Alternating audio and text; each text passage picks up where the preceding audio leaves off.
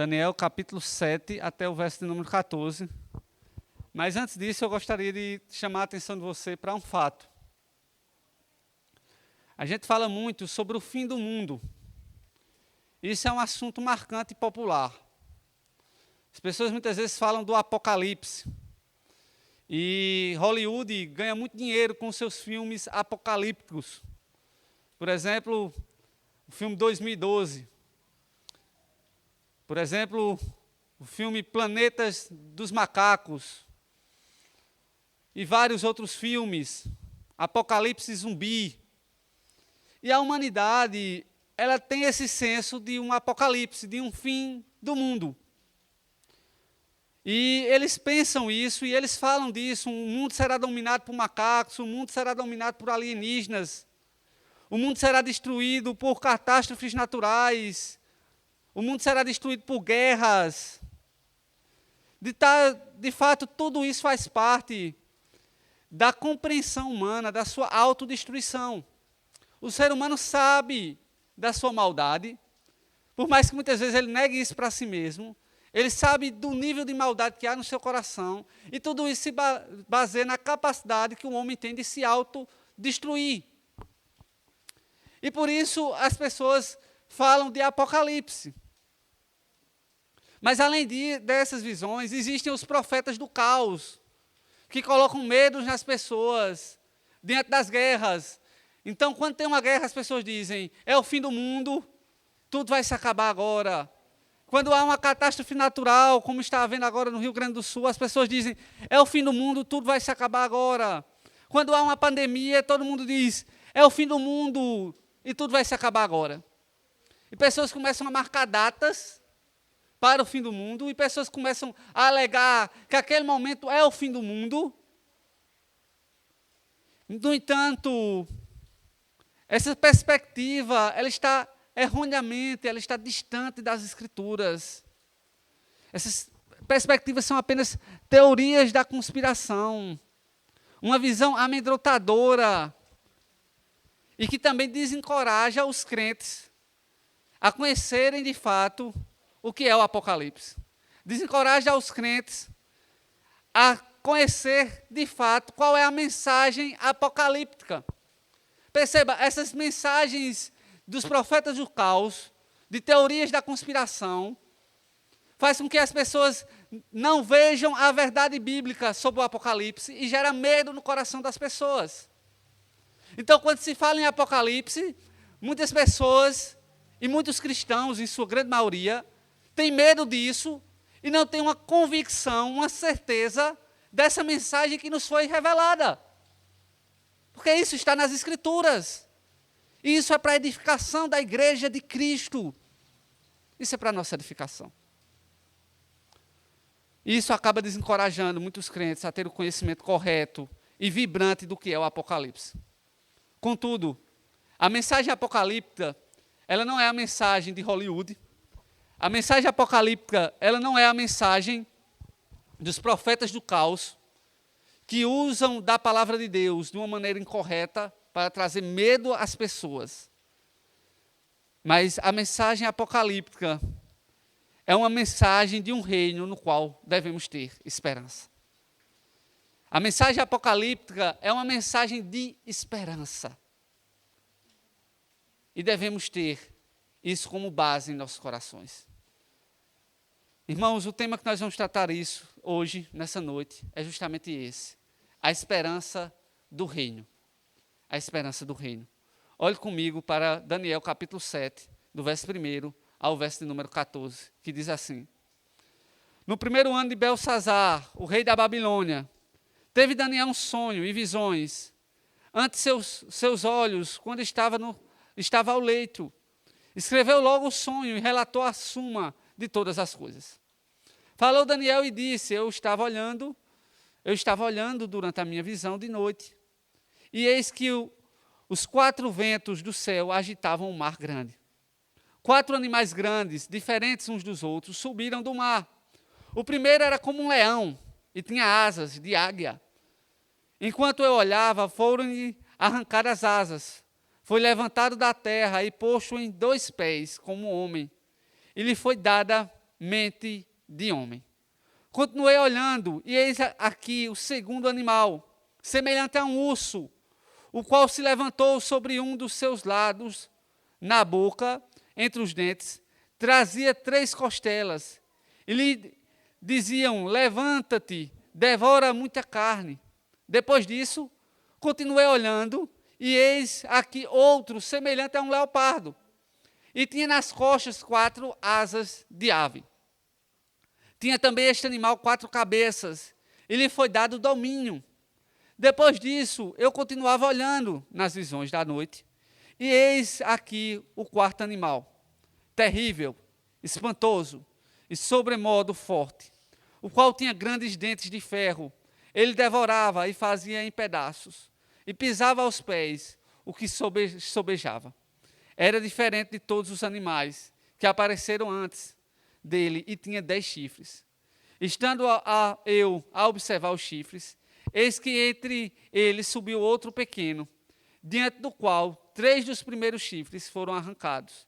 E eis que nesse chifre havia olhos, como os olhos de homem, e uma boca que falava com insolência. Continuei olhando, até que foram postos uns tronos, e o ancião de dias se assentou. Sua veste era branca como a neve, e os cabelos da cabeça como a pura lã. O seu trono eram chamas de fogo, e as suas rodas eram fogo ardente. Um rio de fogo manava e saía diante dele, milhares de milhares o serviam, e mitiares de mitiades estavam diante dele.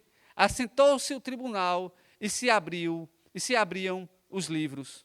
Então estive olhando por causa da sua voz, por causa da voz das insolentes palavras que o chifre proferia. Estive olhando e vi que o animal foi morto, e o seu corpo desfeito e entregue para ser queimado. Quanto aos outros animais, foi-lhes tirado o domínio. Todavia, foi-lhes dada prolongação de vida por um prazo e um tempo. Eu estava olhando nas minhas visões de noite, e eis que vinha com as nuvens do céu um como filho do homem, e dirigiu-se ao ancião de dias, e o fizeram chegar até ele.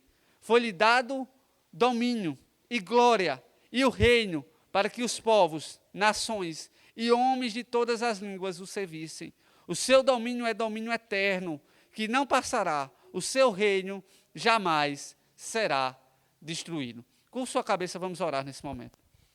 Senhor Deus, eterno Pai, usa-me, Senhor, como instrumento em Tuas mãos, como um vaso de barro em Tuas mãos, Senhor. Usa-me para a edificação da Tua igreja.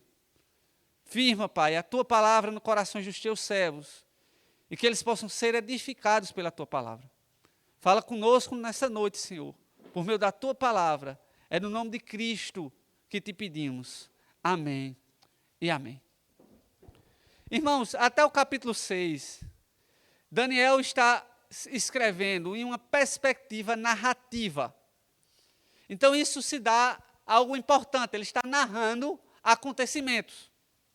Então a gente precisa olhar o gênero literário e respeitá-lo. Ele está narrando até o capítulo 6. Agora ele vai tratar de uma linguagem metafórica, uma linguagem apocalíptica. E uma linguagem apocalíptica, ela se utiliza de figuras de linguagem.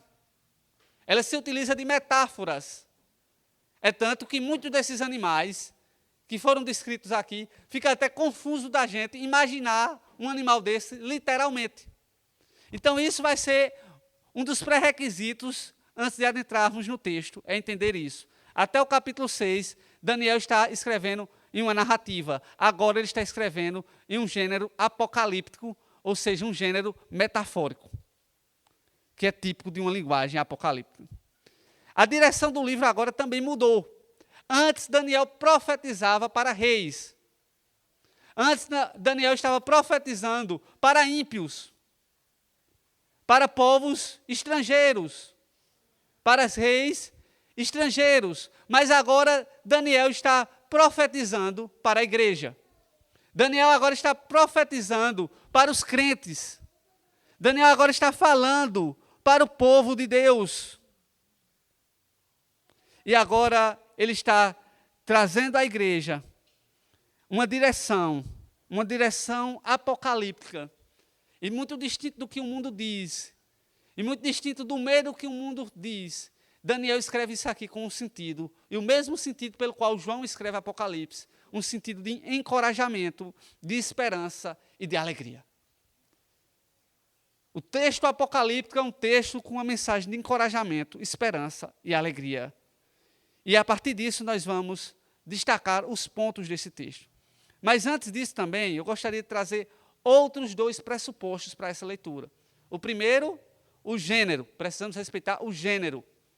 É um gênero apocalíptico. O segundo é que as metáforas usadas aqui são para o contexto daquela época. Então, esse texto foi escrito há 2.500 anos. Esse texto foi escrito há 2.500 anos atrás, para uma língua distinta, uma língua antiga. E ele vai trazer metáforas que é capaz daquele povo ter uma compreensão. Então, para aquele povo que vivia naquela época, uma compreensão dessas metáforas é mais fácil do que para nós que vivemos hoje. Então, esse também é outro ponto que devemos lembrar. E devemos ter cuidado com essa leitura.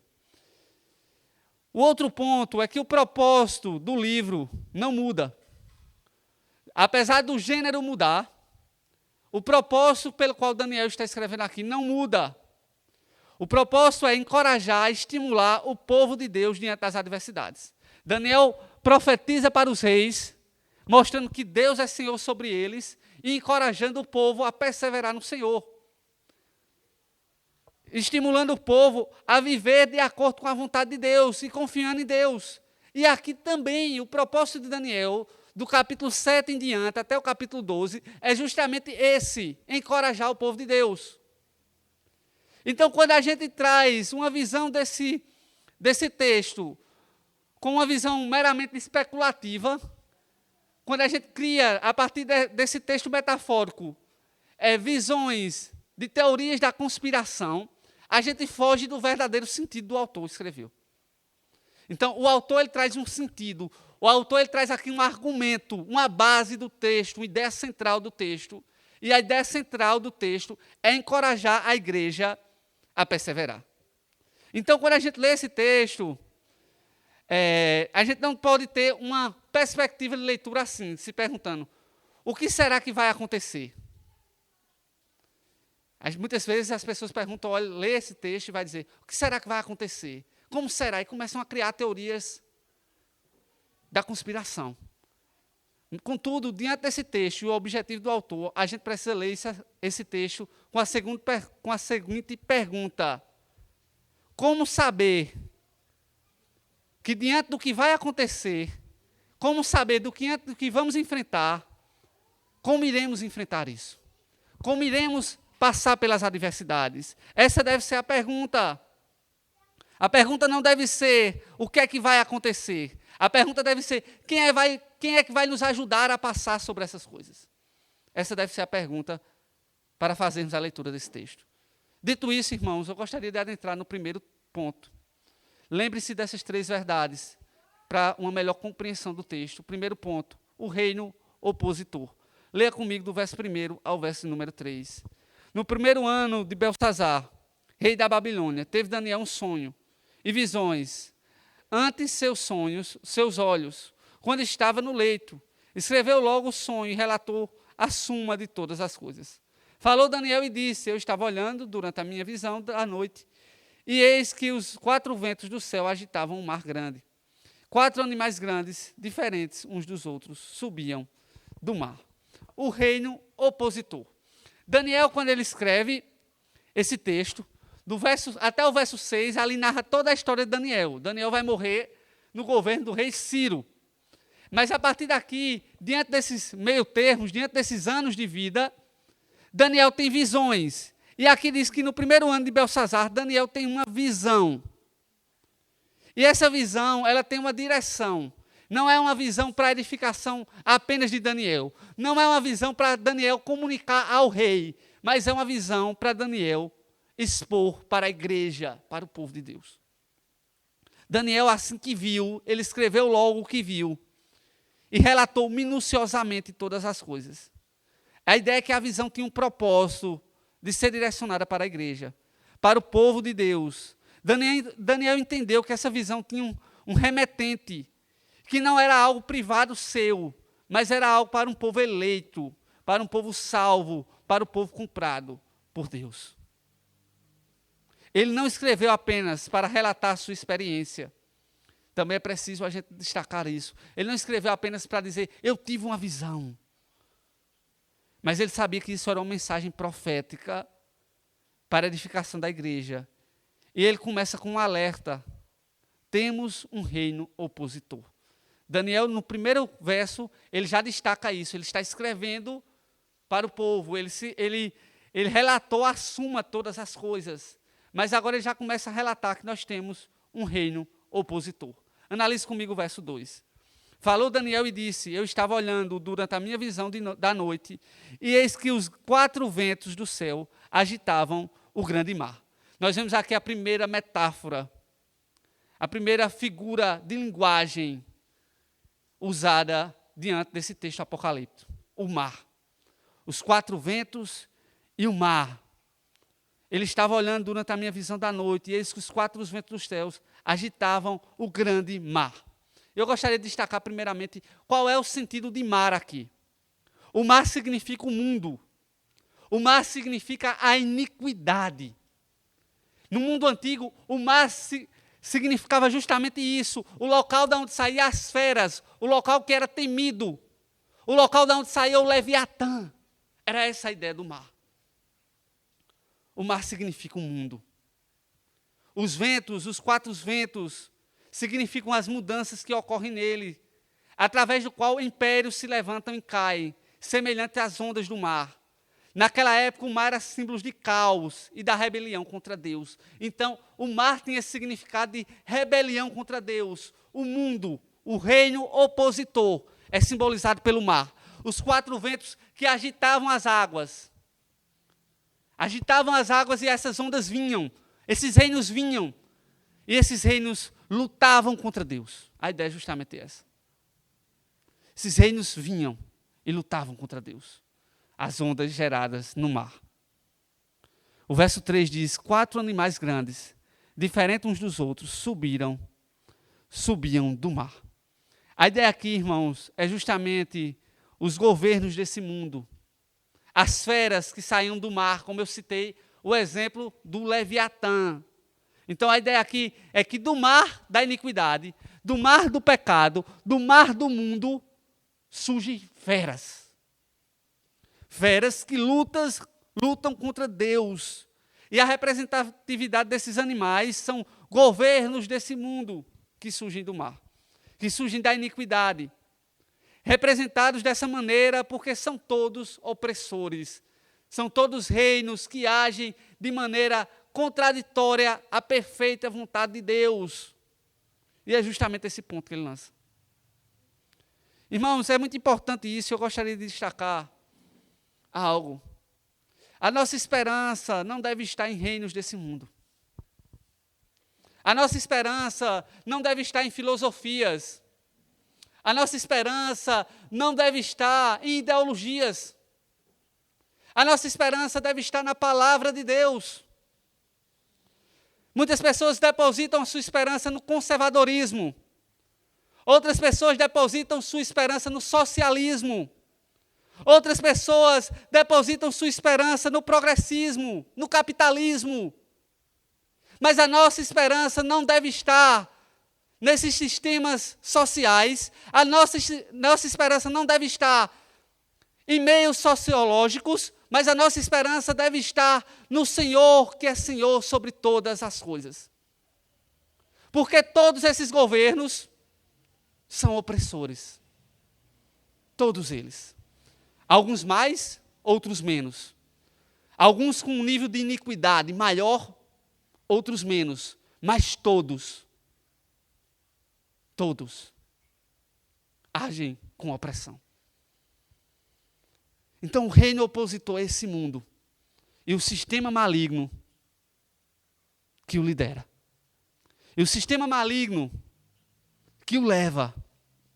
E Daniel está escrevendo isso no contexto da sua época. Então, o reino opositor é o mundo, a iniquidade do mundo e o seu sistema, o sistema maligno que age no mundo por todas as eras. Por todas as eras, onde a iniquidade, a opressão, a ação maligna age por meio dessas lideranças. E é justamente esse reino opositor. O mundo e o seu sistema é o reino opositor. E eu gostaria agora de destacar o segundo ponto. As forças do reino opositor. As forças do reino opositor. Veja comigo do verso 4 ao verso de número 8. O primeiro era como leão e tinha asas de águia. Enquanto eu olhava, foram arrancadas as asas. Foi levantado da terra e posto em 2 pés, como homem, e lhe foi dada mente de homem. Continuei olhando, e eis aqui o segundo animal, semelhante a um urso, o qual se levantou sobre um dos seus lados, na boca, entre os dentes, trazia 3 costelas, e lhe diziam: levanta-te, devora muita carne. Depois disso, continuei olhando, e eis aqui outro, semelhante a um leopardo, e tinha nas costas 4 asas de ave. Tinha também este animal 4 cabeças, e lhe foi dado domínio.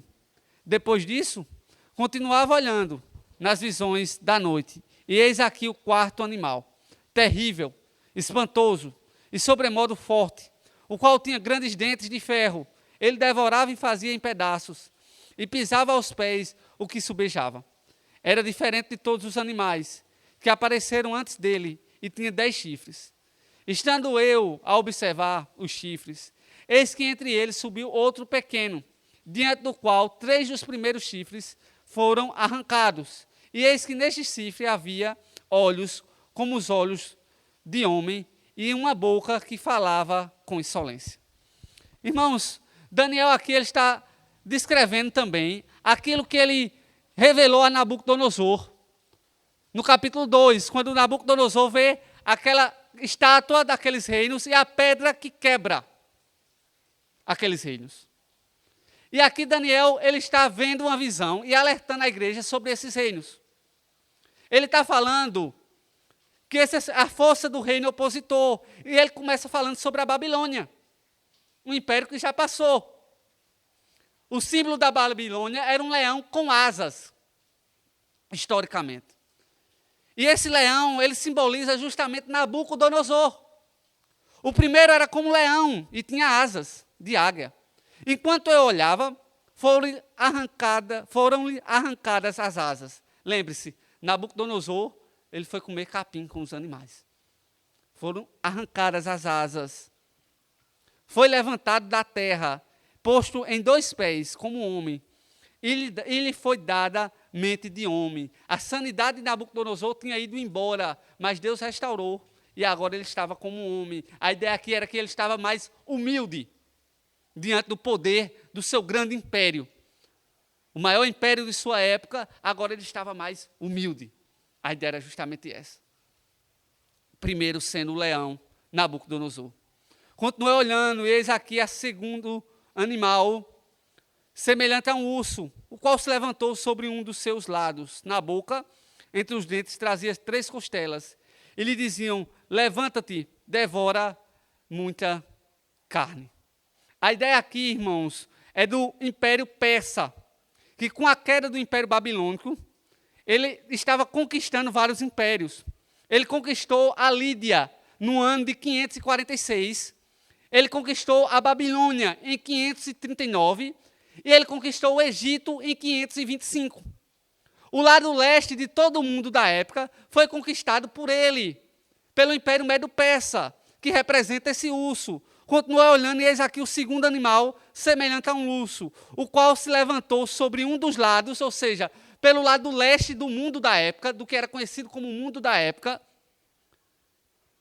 Na boca, entre os dentes, trazia 3 costelas, ou seja, os 3 reinos, Babilônia, Lídia e Egito. Os reinos importantes que foram conquistados pelo o domínio medo-persa. E lhe diziam: levanta-te e devora muita carne. Depois disso, continuei olhando. E eis aqui outro, semelhante a um leopardo, e tinha nas costas 4 asas de ave. Tinha também este animal 4 cabeças, e lhe foi dado domínio. O leopardo é um animal rápido, um animal veloz.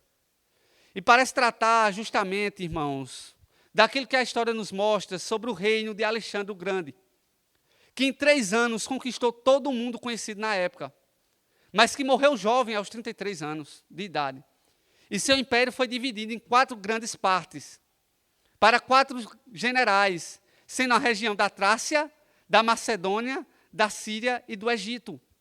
Então, o terceiro animal, representa o domínio de Alexandre o Grande, que dominou todo o mundo conhecido da época, mas morreu jovem, e diante do seu império foi dividido em 4 principais partes, na região da Trácia, da Macedônia, da Síria e do Egito.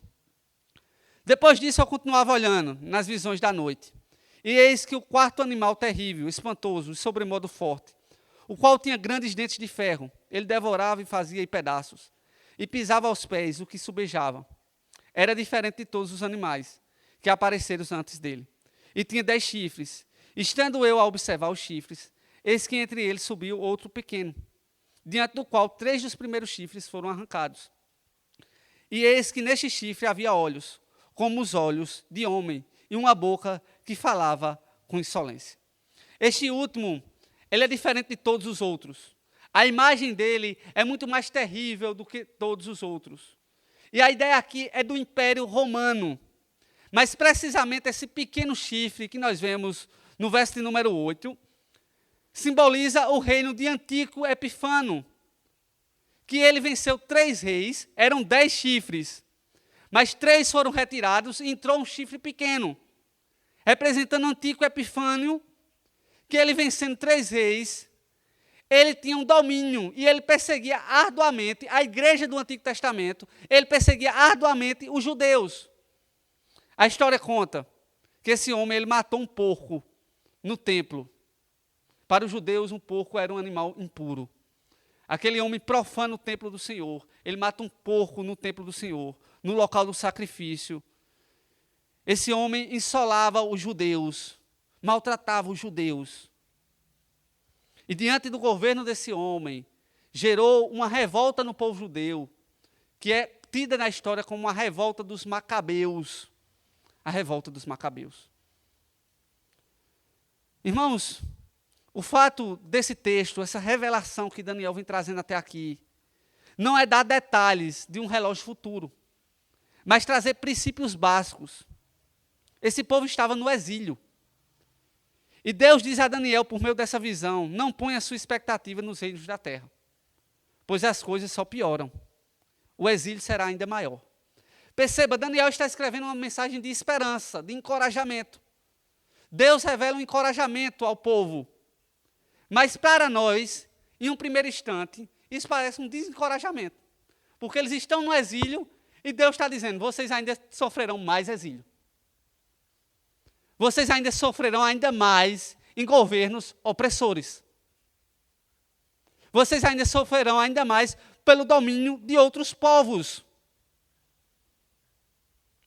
Sabe, quando tudo está dando errado na vida de uma pessoa, a gente tenta animar, mesmo sabendo que a tendência é piorar. E isso muitas vezes é covardia. Sabe quando uma pessoa está passando uma situação ruim, e a gente diz, vai melhorar, mas a gente sabe com todos os pontos que aquilo vai ser errado, além da gente estar mentindo, a gente está sendo covarde de não falar a verdade. E Deus não é covarde. Ele fala a verdade em amor, mas Ele traz a verdade. Por mais que ela possa incomodar, por mais que ela no primeiro momento possa espantar, mas ela é a verdade. E a verdade muitas vezes faz isso.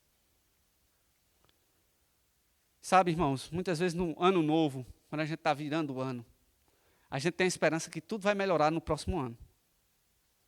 Um querido irmão meu, em Cristo, me mandou uma mensagem de um falso profeta de nossas épocas, de ano novo. Ele, com uma boa intenção, ele me mandou a mensagem. E aquele homem dizendo, Deus tem algo novo para você no próximo ano. Esse ano será um ano de vitórias. vitórias financeiras, vitórias na saúde, vitórias em tudo. O ego da pessoa chega a sair lá em cima. Tudo iria ser bom, que Deus iria fazer o melhor, que Deus ia realizar os sonhos. Mas, biblicamente, a tendência não é essa. Biblicamente, o encorajamento de Deus não é esse. Biblicamente, a tendência é as coisas piorarem. Por mais que nós não podemos, o mundo está piorando, vamos largar a mão, viver de qualquer maneira. Não, nós somos sal, devemos conservar. Não podemos concordar nem ser omisso, porque estamos pecando se formos assim. Mas precisamos entender que Deus está sendo claro e verdadeiro para conosco sobre os nossos inimigos, sobre os reinos desse mundo. E Ele justamente está fazendo isso com aquele povo. Ele está dizendo, existe um reino contrário ao meu, um reino do mundo, um reino desse sistema maligno. Esse reino se levanta por meio de governantes, e vocês sofrerão exílio, perseguição, dor. Ele está dizendo isso. Vocês irão passar isso, já passaram por meio dos babilônicos, vocês estão passando isso por meio dos medo-persas, vocês irão passar por isso por meio de Alexandre o Grande, vocês irão passar por isso por meio do Império Romano, pelo reino de Antíoco Epifano, vocês irão ser oprimidos, vocês irão sofrer. Mas Deus está trazendo a verdade. Por mais que essa mensagem seja chocante, a gente vai ver agora um contraste diante disso. Por mais que esse seja o detalhe do reino desse mundo, agora a palavra nos traz um contraste diante disso. A esperança, eu gostaria de ler o último ponto, do verso 9 ao 14, a esperança do reino eterno. Continuei olhando, até que foram postos uns tronos, e o ancião de dia se assentou. Suas vestes eram brancas como a neve, e os cabelos da cabeça como a pura lã. E o seu trono eram chamas de fogo, e as suas rodas eram fogo ardente. Um rio de fogo manava e saía de diante dele. Milhares de milhares o serviam, e miríades de miríades estavam diante dele. Assentou-se o tribunal e se abriam os livros. Então estive olhando, por causa da voz, das insolentes palavras que o chifre proferia. Estive olhando e vi que um animal foi morto, e o seu corpo desfeito e entregue para ser queimado. Quando aos outros animais foi tirado o domínio, todavia foi-lhes dada a prolongação de vida, por um prazo e um tempo. Eu estava olhando nas minhas visões da noite, e eis que vinha com as nuvens do céu, um como o filho do homem, e dirigiu-se ao ancião de dias, e o fizeram chegar até ele. Foi-lhe dado domínio e glória, e o reino, para que os povos, nações e homens de todas as línguas o servissem. O seu domínio é domínio eterno, que não passará, e o seu reino jamais será destruído. Irmãos, esse termo, ancião de dias, visto no verso 9, em toda a Bíblia ele só é visto nesse capítulo, no verso 9, no verso 13 e no verso 22. Esse termo, ancião de dias, aponta para Deus, porque diz, continuei olhando até que foram postos uns tronos, e o ancião de dias se assentou. Sua veste era branca. Numa linguagem apocalíptica, sempre quando se fala de branco, representa santidade, pureza. Sua veste era branca como a neve, ele era puro, ele era santo. E os seus cabelos como pura lã. A ideia aqui é de sabedoria, de um cabelo branco, experiente, puro, sábio. E o seu trono eram chamas de fogo, e as suas rodas eram fogo ardente.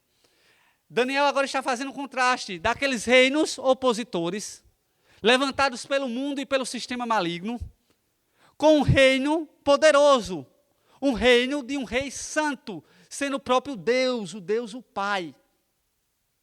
Sendo esse Deus santo, em seu trono, com sabedoria, mas mais do que isso, um Deus justo, e um Deus que julga, e um Deus que vai à batalha, e um Deus que vence seus inimigos, e um Deus que aniquila os que se levantam contra ele.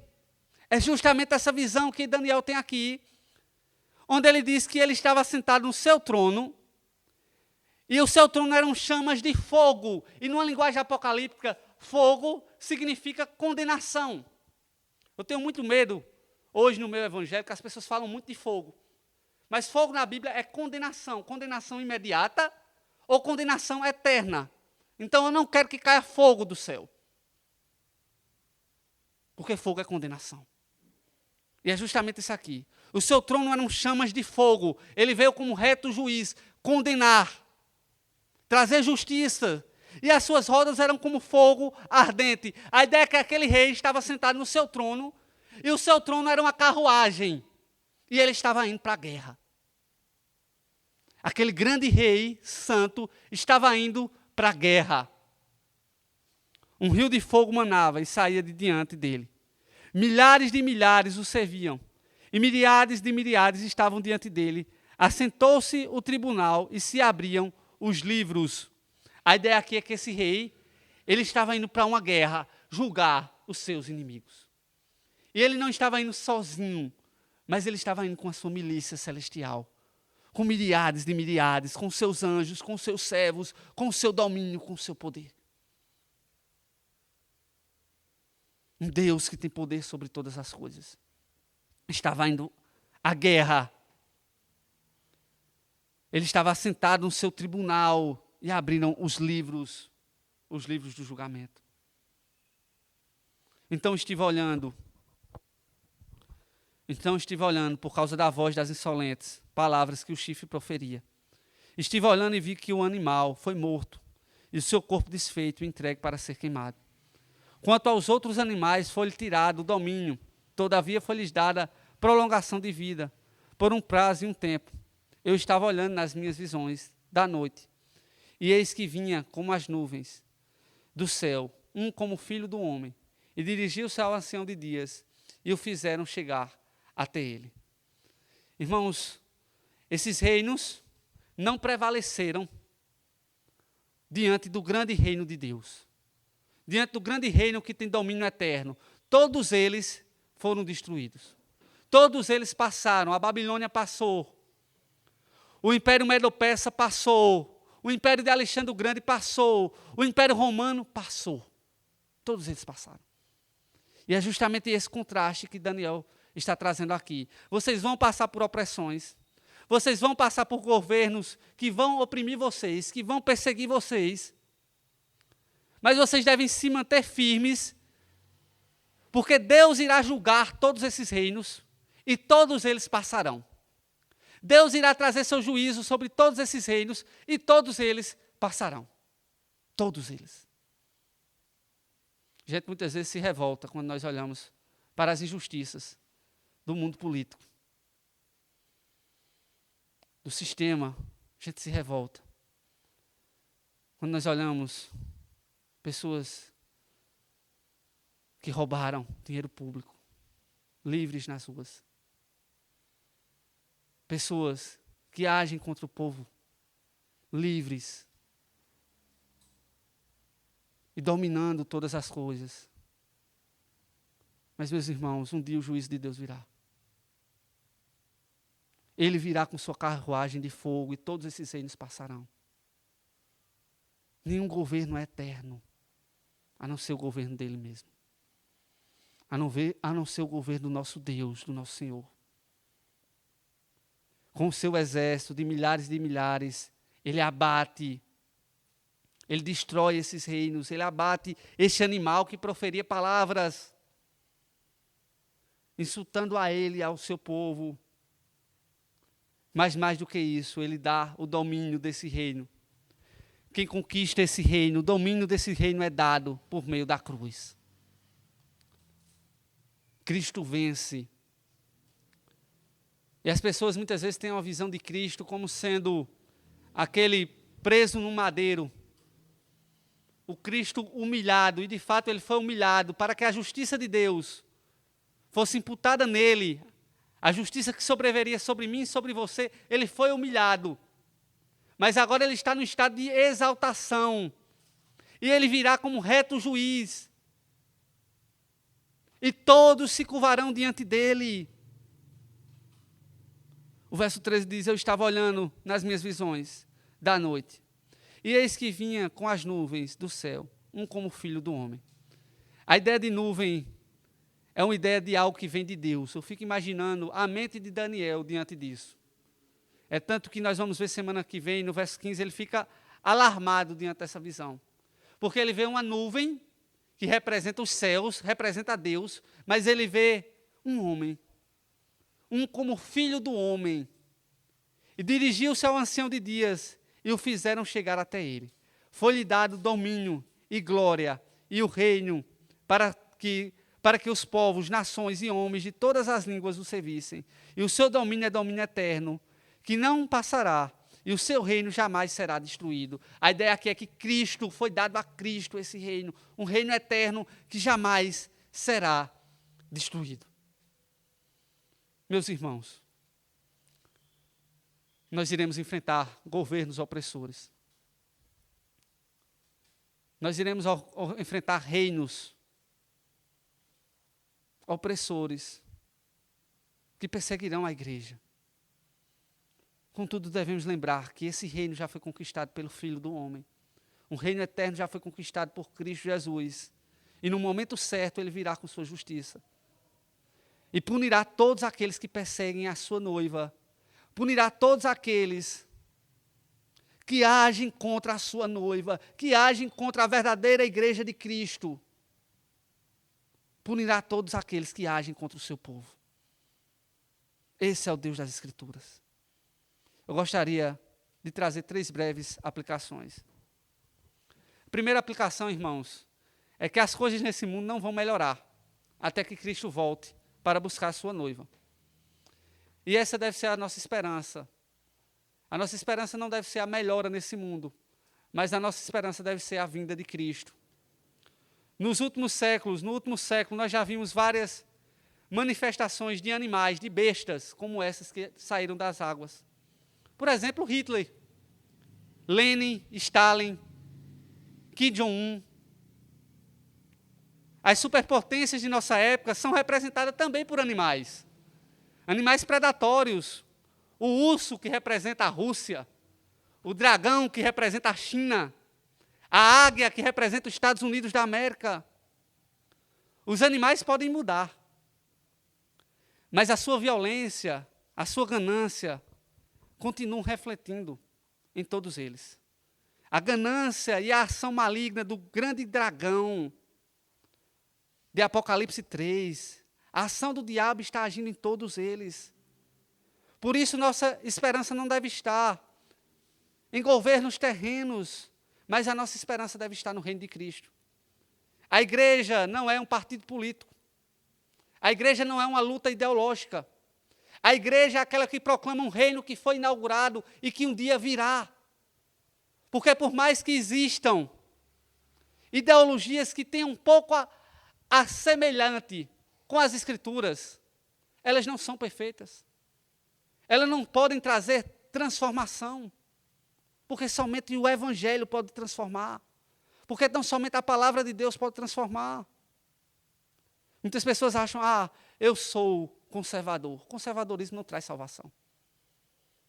A Bíblia, ela tem valores conservadores que se aproximam disso. Mas isso não deve ser nossa esperança. Nossa esperança é Cristo. Socialismo, capitalismo, todos eles, vai haver opressão, vai haver dor. Alguns mais, outros menos, mas vai haver injustiça. Vai haver injustiça, nós vamos conviver com injustiças, com governos opressores. E a nossa esperança deve estar em Cristo. A nossa esperança deve estar naquilo que é perfeito. Em 1 Coríntios 13, 10 diz assim: quanto porém vier o que é perfeito, então o que é em parte será aniquilado. A nossa esperança deve estar, meus irmãos, no que é perfeito. No que é perfeito. Segundo lugar, nossa luta não é contra pessoas. Cristo venceu e agora o seu reino está em expansão. Devemos levar a bandeira de Cristo. Devemos pregar o Evangelho. Devemos conservar os valores bíblicos. Devemos fazer isso para todas as criaturas. Devemos fazer isso em todos os lugares. Mas também devemos alcançar as pessoas que são diferentes de nós. Não ver pessoas como inimigas,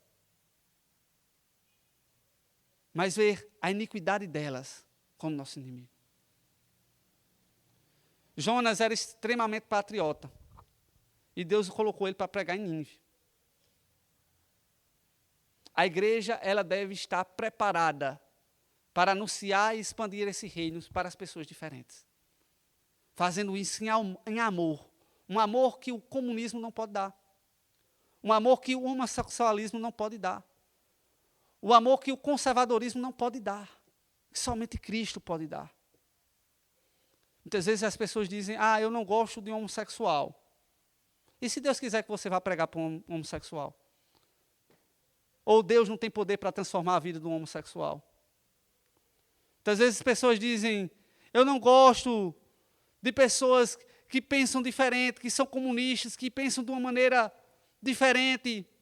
E se Deus levar para você pregar para o diferente? Muitas pessoas mais velhas dizem, eu não gosto de jovens. E se Deus quiser lhe usar para pregar para os jovens? O nosso Deus, Ele quer nos tirar da zona de conforto, irmãos. Nossa luta não é contra sangue nem carne. A nossa luta é contra principados e potestades. Efésios 6:12 diz isso. Porque a nossa luta não é contra sangue e a carne, e sim contra os principados e potestades. Contra os dominadores desse mundo tenebroso. Contra as forças espirituais do mal nas regiões celestiais. Esse sistema maligno está levando as pessoas ao inferno. E somente o evangelho da cruz, somente Cristo, pode transformar as vidas. Somente Cristo pode trazer a verdadeira esperança. E quem é chamado para anunciar Cristo sou eu e é você, somos nós. Somos nós. Quanto tempo você passa orando pelos perdidos? Ao invés de estar divulgando coisas no WhatsApp. Quanto tempo você passa pregando e tentando ter uma conversa produtiva do Evangelho com pessoas que pensam diferente? No seu trabalho, na rua.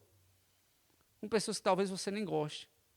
Quanto tempo você passa orando e pedindo a Deus para que a sua vida impacte essas pessoas com o Evangelho de um reino eterno? Quanto tempo você faz isso? Reflita sobre isso. Por último, a última aplicação. Não devemos nos conformar com esse mundo. Vivemos o já e o ainda não. Contudo, Cristo nos salvou e nos fez participantes do seu reino eterno.